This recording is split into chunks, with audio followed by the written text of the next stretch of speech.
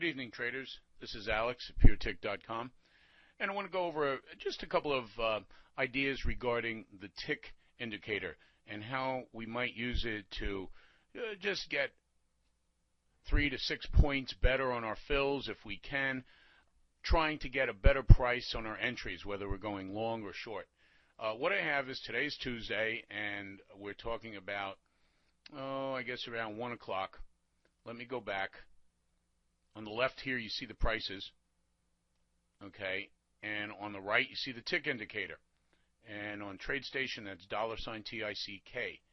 These are 1-minute bars of the ticks. I have a linear regression just to look at the slope of it, but you could disregard that for now. I just want to go over the actual tick reading and how it might apply to price levels. So what I've done is coordinated both windows, so you can see as the ticks move along what was occurring in the prices on the 3-minute chart. So on the right, you'll notice that ticks started reaching very low levels, and they alternate between, minus 800 to plus 1,000 or plus 1,200, and they usually just indicate a very, very short-term exhaustion in prices, either down moves or up moves. So you can see here as price approached an uptrend line, it had been declining for a while, and you have a rising uptrend line on the bottom that comes in around about 80, 12,980. See it there? And look at the low tick readings you were getting right in here. So as you got your low tick reading, that might have been a confirming indicator that maybe that was a good time to try to buy into that decline, that the decline might have hit the trend line and was due to bounce. And you can see what happens on the right as ticks go up. Tells you maybe the up move is a good place to take profits. You had about a 20-point rally before it stabilized. Now, if you didn't get in the move, what we call buying on retracements, how we use ticks. You don't buy when ticks are at a plus 1,000 over there. But see, in a few minutes, about 6 minutes later, prices stabilize, retreat about 10 to 12 points, sort of coinciding with a tick reading below zero. You see that right there? Got to almost minus 400. That was a good time to buy that retracement. So you had 6 minutes of price retracing, came down about 10 points to 12 points, stabilized, and then you had to wait a bit for the consolidation. When that was over, you had your rally. Now, where do you sell? You see you got to above 13,035. Look at those high tick readings on the right, above 1,000, approaching 1,200. That's your signal that the move might be coming to an end. So you start taking your profits, and you got a little further pop, and then actually that was the high of that move. Now, moving along further, if you remember, we took a long entry at about 309, and then instead of getting stopped out, I suggested just scalping or scratching the trade. And what was the indicator behind that? Well, let's show you. We were going long in this area. In other words, we're looking for the retracement where that blue line was. We thought it might be over. And look what happened. Even that blue line with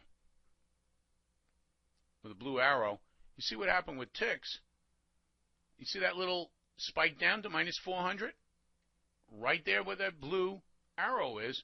And then even there you got a little bit of a pop. If you just traded that little retracement, you got to move back up from 1310 to 1325, a 15-point move in 4 minutes.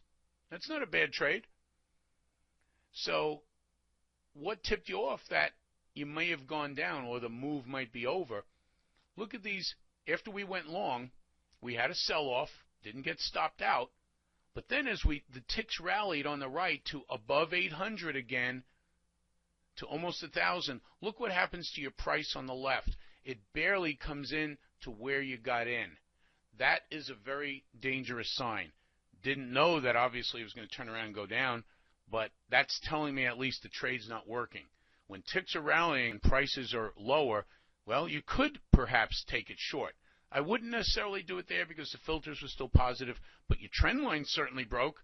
And once that swing point measured or pointed out by that blue arrow was broken, that was a great indicator. So your ticks gave you the hint that the up move was over.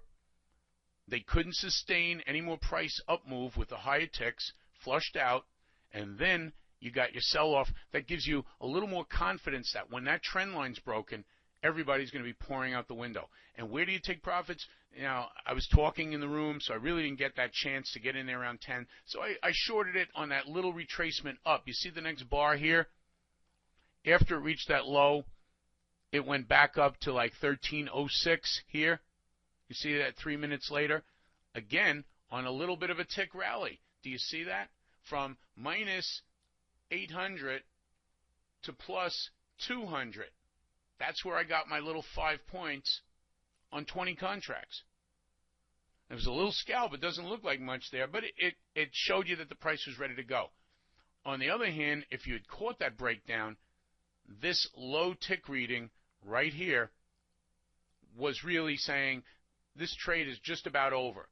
You might get 1 or 2 scalps out of it, but don't hang around too long. That, if anything, it might start rallying. So that's just a way to use ticks to get you perhaps maybe a few points better fill, or at least give you a little confidence as to when a trade might work, might not. And it's just one of the tools that you can use. And if you have any questions, feel free to follow up with me or Cajun, and we'd be glad to give your ideas on that. So have a good night. We'll catch you in the room tomorrow, and great trading.